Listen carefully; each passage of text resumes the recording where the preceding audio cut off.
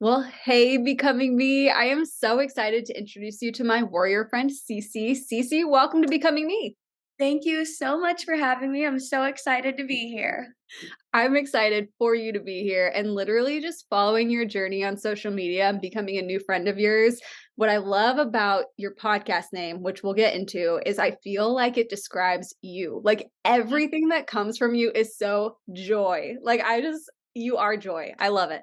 Oh my gosh, thank you. That is just like the best thing that I could hear because that is the mission. And so the fact that it's received in that very way, I'm like, praise God, because I just pray behind the scenes, like, Lord, use me, use me, use me. And so the fact that you even say that, I just receive every word. And I thank you for sharing that. Well, it is true. Like literally, Jesus is shining through you big time. And obviously, I'm excited. I'm already diving in. So let's just like pause before I get ahead of myself. And if someone was new to you, they're like, who's Cece? Like, just introduce yourself. Who are you? Absolutely. So, my name is Cece. I currently live in Nashville, Tennessee, born and raised from the Bay Area of California. Come from a really big Filipino family. So, I'm a first generation American. My parents moved here when they were 18, like moved from the Philippines to California. And my mom's one of 11 and my dad's one of five. So, I have cousins on cousins on cousins. Awesome. Which is so cool, and it is, such a fun life. It's been such a beautiful life, and, yeah, so what brought me to Nashville, honestly, was God's voice. I really was in between season. I was living in Austin, Texas, where I had my dream job at the time, working with a very large personality. And I thought, you know what? I'm going to be here for the next decade because I just am so committed to this vision. I love this place and I could just see it. And it's just so interesting how sometimes we pan out these visions for ourselves that aren't necessarily God's plan for our lives. And so when that ended during COVID, similar to many who walked through seasons of firing, let go, all of that, I moved back home to California where my mom's lived all my life. Back in my childhood bedroom. And for 6 months, I was just putting my head down saying, God, what do you want me to do next? Because I really thought that I was going to be here for a long time. And so, long story short, it came down to San Diego and Nashville. And I really got to a point where I was like, okay, it feels as though San Diego is like what my flesh wants. But for some reason, I had visited Nashville, went to the Belonging Co church, got wrecked by the Holy Spirit in a way that I've never experienced before. And I was like, I don't know what it is, but Mm. I'm just supposed to be here. And I don't know why. And so I was like, you know what? What's a year? Like, I am never going to be this single, young, and able to just pick up my life and move to a new city. And so I was like, let me just try it. And sure enough, through that act of obedience, doors just kept flying open. And I was like, God, thank you. Like things that don't make sense, where it's like, I, me, I, I'm receiving that. Like that makes no sense, And I just am so, so grateful. And so all that to say, now I'm here parked. I have a podcast called That's Joy, which was also a whole God moment too. Don't want to get ahead of your initial question though, but I'm so excited, girl. Keep it about coming. it's a little bit about me. No, I love it. And like it sparked so many other questions. Like just hearing your introduction, which I love, and just your faithfulness to listening to what God's telling you to do and your obedience in that.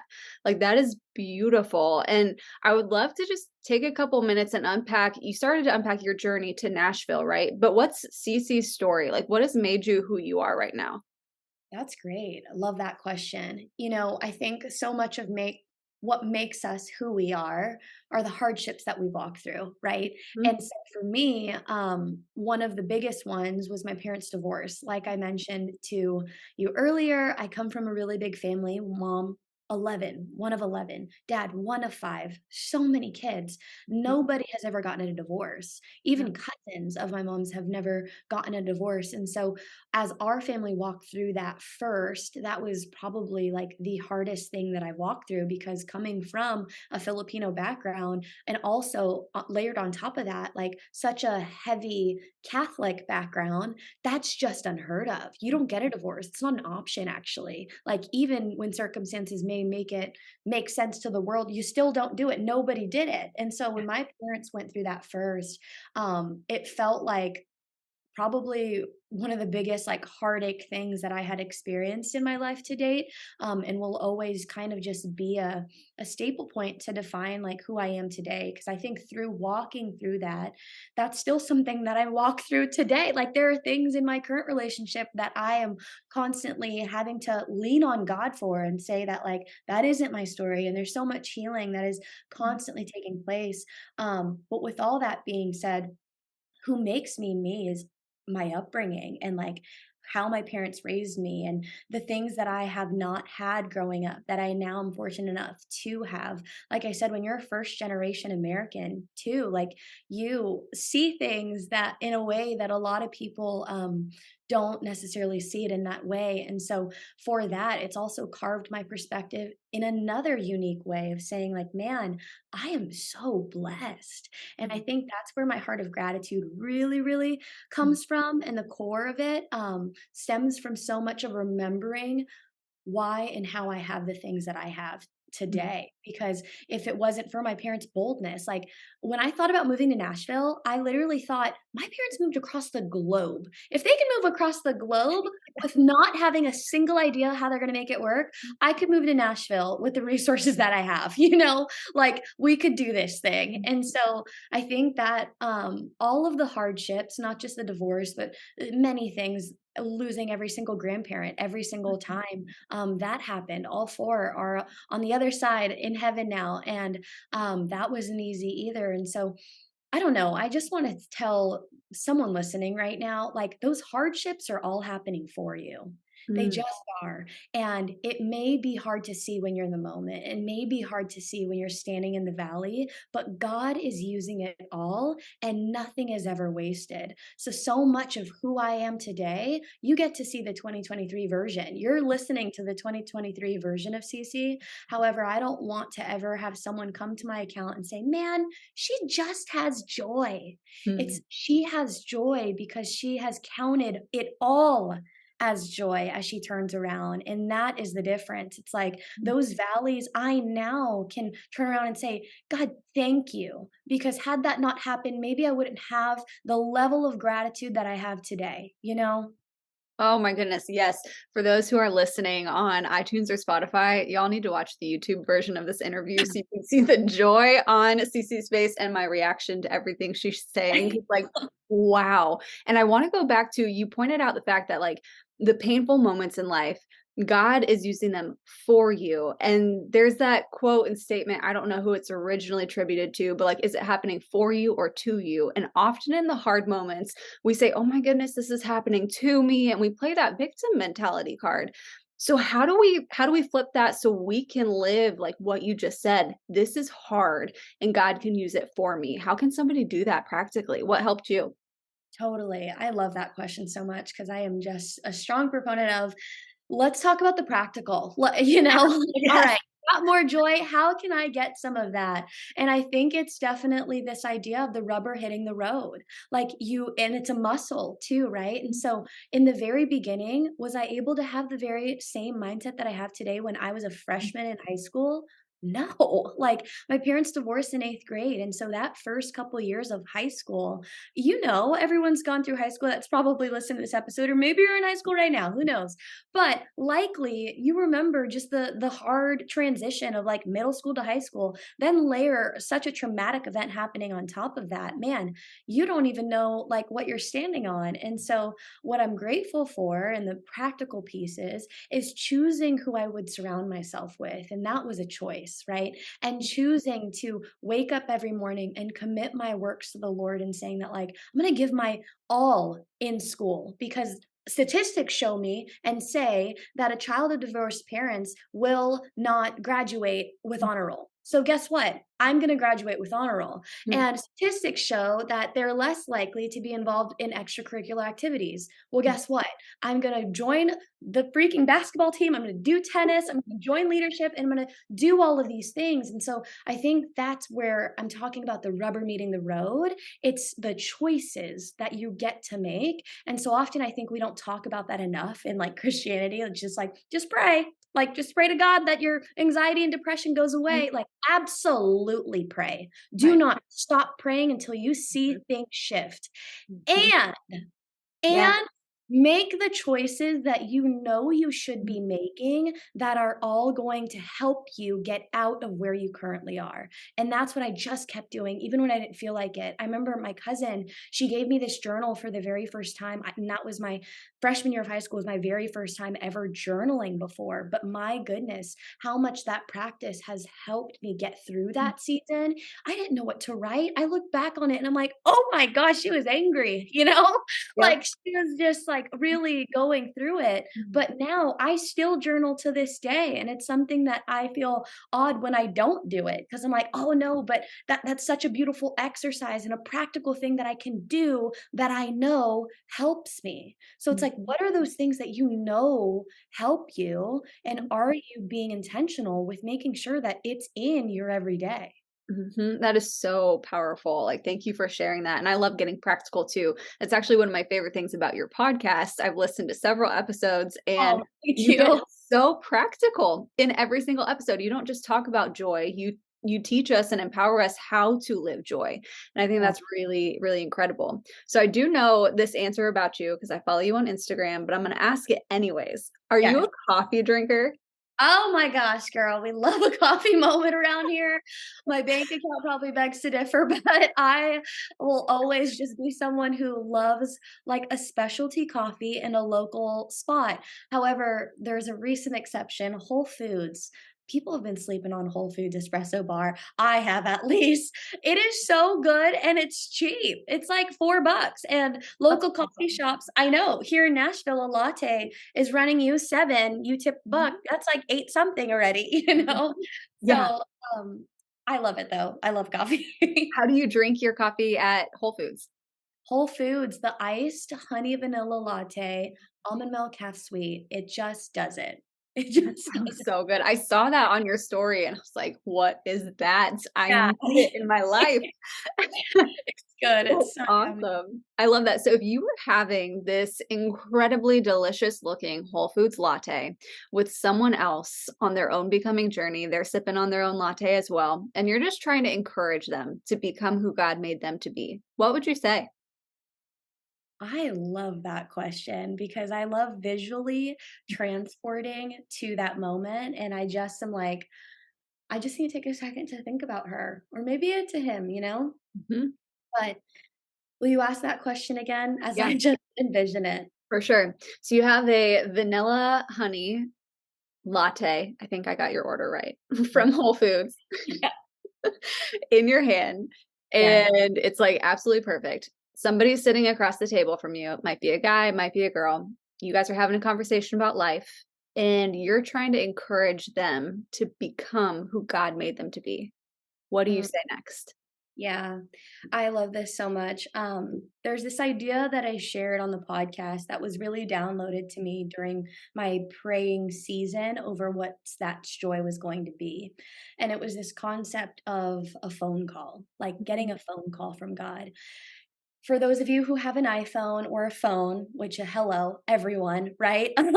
You know that there's moments where your phone's in your back pocket or your front pocket and you feel it vibrate and then you realize, oh yeah, a text right there. But then mhm, there's also the moments where you feel it vibrate and nothing is there, right? This like phantom effect that happens because we're so glued to these things.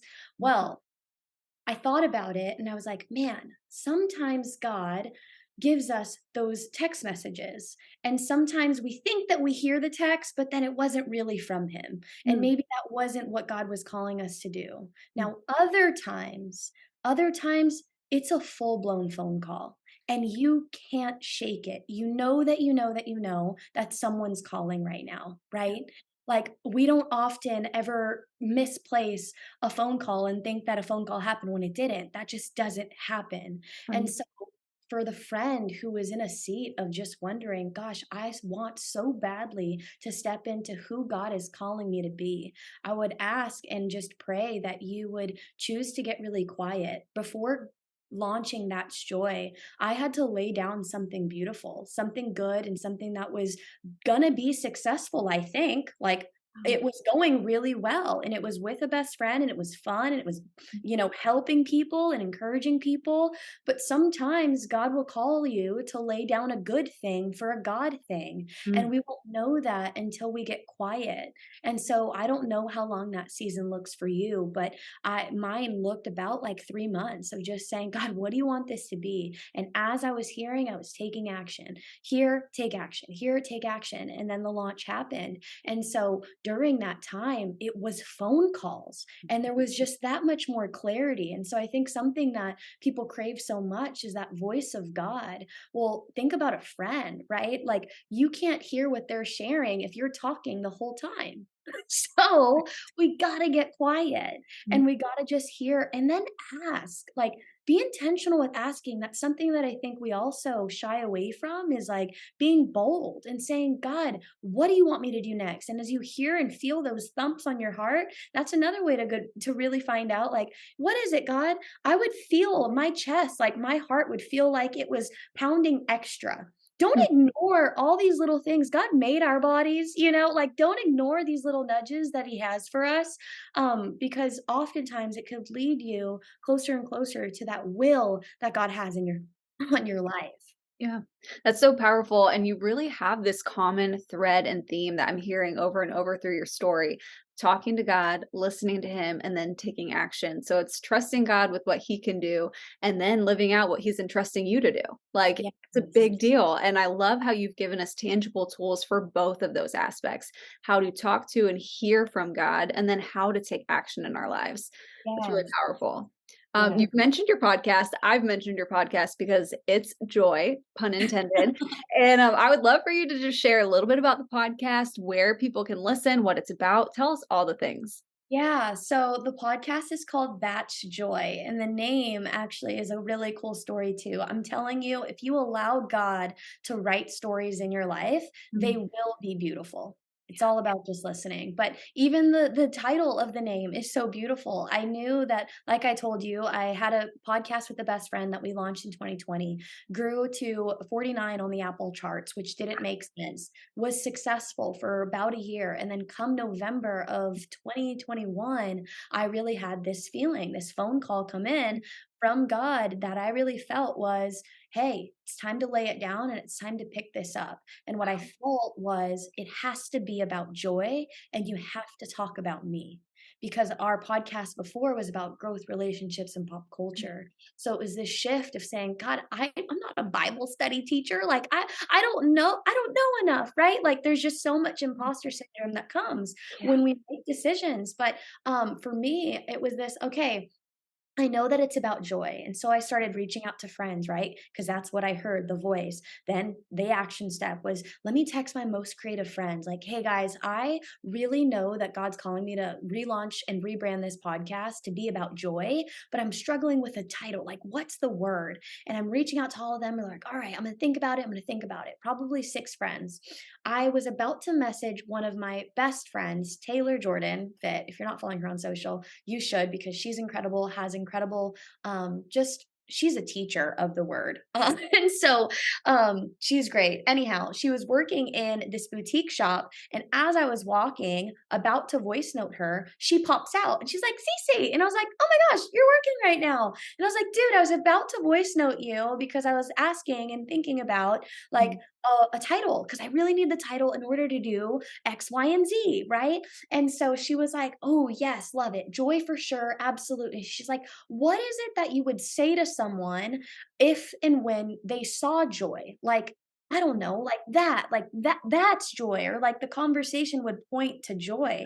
Like, what would your response be? And was like, "Oh my gosh, that."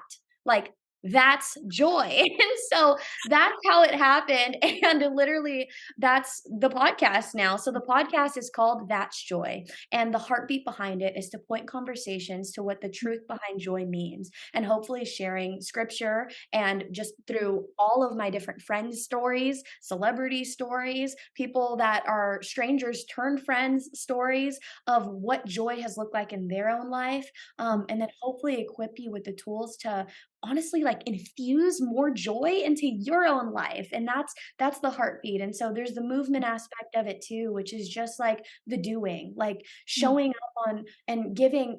I started this thing with paper bags, and now there's paper bags with goodies inside of it for the unhoused community. When you get to a stoplight and you don't have cash, right? Well, Right. how do we problem solve that as Christians? Like, we should be equipped. There should be something for them. How do we share the love of Jesus? And it's so cool because That's Joy the movement has been the beginning of what I see God doing even more, but it's that practical hands and feet of Jesus act that you can do for our friends all over the world. So that's what That's Joy is, and that's what That's Joy the movement is.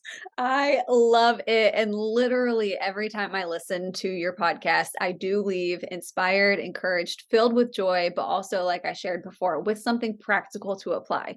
So Yeah. you are crushing it. I love your podcast. Y'all go subscribe, follow CC, and That's Joy the podcast on Instagram as well. And like, how can people connect with you if they want to follow your story online and join this movement? Absolutely. So you could follow me at CCALBONERO on Instagram and on TikTok. And you can follow That's Joy the podcast too. And exciting news, I will be launching a YouTube very soon. So gonna take people along for the ride, like show you what's happening in the day to day and just more equipping, more encouraging, and more inspiring, but just through a different way. So excited for that this year. I love it. We'll have the links for everything in the show notes so you guys can easily just click them and connect with CC. And you even have a text community, which I just subscribed to that. So excited. All the weekly things like the encouragement, like, let's go. So, CC, is there anything else that you would want to share as we're wrapping up your Becoming story today? No, I just am thinking, man, so grateful for the work that you're doing because I think on the other side of really knowing who we're becoming is that breakthrough piece. And so I want nothing more than for every single listener who is listening right now to know it's not just for Emily, it's not just for Cece, it's for you too. And so just start praying, start asking, and then start doing Yeah. because it's right there for you. You're amazing. I received that personally and so agree with what you're saying. Cece, thank you for your time sharing who you are. You really are a gift. I'm so encouraged by you, and I'm just cheering you on as you're becoming who God made you to be. Thank you. You too, girl. I'm cheering you on. Thank you.